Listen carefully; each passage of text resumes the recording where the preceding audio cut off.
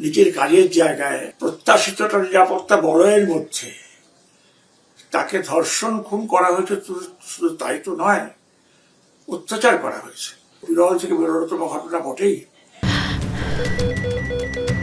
ক্যান্সারে নেই আর ভয়, NCRI হবে এর জয়। আপনাদের ভরসায় নেতাজি সুভাষচন্দ্র বোস ক্যান্সার হসপিটাল।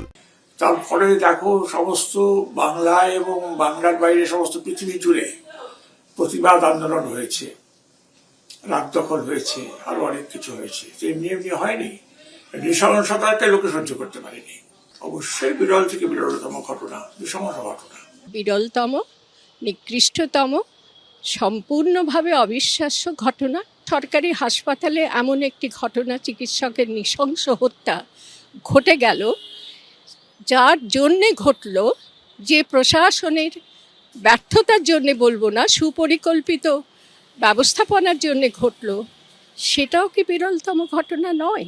আমার মনে হয় যে এসব সবটাই তো সবটার সঙ্গে জড়িয়ে, যা তদন্ত হয়েছে সেই অনুযায়ী রায় হবে। তো হয়েছে, আইন তো আইনের যা পেয়েছে তা দিয়েই বলেছে। হতাশ, এটুকুনি বলার। থানায় অভিযোগ এলো আর মামলা শুরু হয়ে গেল।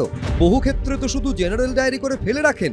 আরজিকর আন্দোলনের অন্যতম মুখ জুনিয়র চিকিৎসক আশফাকুল্লাহ নাইয়ার মামলায় পুলিশের ভূমিকায় এভাবেই ক্ষোভ প্রকাশ করলেন হাইকোর্টের বিচারপতি তীর্থঙ্কর ঘোষ। পুলিশের উদ্দেশ্যে বিচারপতি প্রশ্ন করেন, আশফাকুল্লাহ নিজেকে ইএনটি বিশেষজ্ঞ বলে দাবি করছেন, এমন প্রমাণ কোথায়? প্রেসক্রিপশন ছাড়া কিভাবে মামলা রুজু করা হলো? পাশাপাশি বিচারপতি স্পষ্ট করে বলেন, এমবিবিএস হিসেবে প্র্যাকটিস করতেই পারেন আশফাকুল্লাহ নাইয়া। যে কোনোভাবে আন্দোলনকারী এবং যারা আন্দোলন আছে তাদেরকে কোনোভাবে কেউ সাপ্রেস করাটা কোনো অ্যাঙ্গেলে আমার মনে হয় ঠিক হবে না। আরজিকর আন্দোলনের অন্যতম প্রধান মুখ জুনিয়র চিকিৎসক আশফাকুল্লাহ নাইয়া।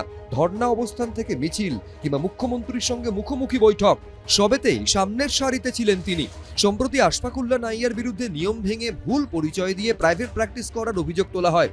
সিঙ্গুরের একটি হেলথ সেন্টারের এই পোস্টারে ইএনটি বিভাগের পোস্ট গ্রাজুয়েট ট্রেনি আশফাকুল্লাহ নাইয়াকে ইএনটি বিশেষজ্ঞ হিসেবে উল্লেখ করা হয়েছিল। সেই ছবি সামনে আসতেই রাজ্য মেডিকেল কাউন্সিলের কাছে আশফাকুল্লাহ নাইয়ার বিরুদ্ধে অভিযোগ জানায় West Bengal junior doctors association. তারপরই তড়িঘড়ি 7 দিনের মধ্যে এর ব্যাখ্যা চেয়ে চিঠি পাঠায় রাজ্য মেডিকেল কাউন্সিল। এরপর আচমকায় তার কাকদ্বীপের বাড়িতে পৌঁছে যায় পুলিশ। তাকে না পাওয়ায় পরের দিনই জুনিয়র চিকিৎসক আশফাকুল্লাহকে ডেকে পাঠায় সল্টলেকের ইলেকট্রনিক্স কমপ্লেক্স থানা। অভিযোগ ওঠে, আরজিকর কাণ্ডে পথে নামাতেই প্রতিহিংসা পরায়ণ হয়ে উঠেছে রাজ্য সরকার। এরই মধ্যে পুলিশি তলব এড়াতে হাইকোর্টে মামলা দায়ের করেন আশফাকুল্লাহ নাইয়া। সেই মামলাতে মঙ্গলবার বিচারপতি তীর্থঙ্কর ঘোষ বলেন, কোন রোগী কি আশফাকুল্লাহ নাইয়ার বিরুদ্ধে অভিযোগ জানিয়েছেন? এটা একটা অস্পষ্ট এফআইআর। যিনি অভিযোগ দায়ের করেছেন তিনি রোগী নন। থানায় গেলেন আর মামলা শুরু করে দিলেন। পুলিশের উদ্দেশ্যে কার্যত ক্ষোভ প্রকাশ করে বিচারপতি বলেন, বহু ক্ষেত্রে তো জেনারেল ডায়েরি করে ফেলে রাখেন। এইটা হচ্ছে রাজ্য সরকারের প্রবল একটা প্রতিহিংসার এখানে একটা বিষয়।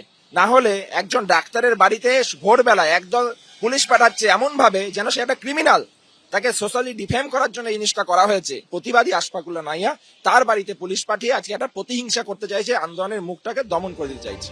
বিচারপতি আরো বলেন, গোটা প্রক্রিয়ায় আমি হতাশ, কারণ এফআইআর দায়ের করতে গেলে ন্যূনতম কিছু তথ্য এবং সামগ্রী প্রয়োজন হয়। কেস ডায়েরি তলব করেছেন বিচারপতি তীর্থঙ্কর ঘোষ। বুধবার এই মামলার ফের শুনানি। সৌভিক মজুমদার, ব্রতদীপ ভট্টাচার্য, ঝিলম করঞ্জাই, এবিপি আনন্দ।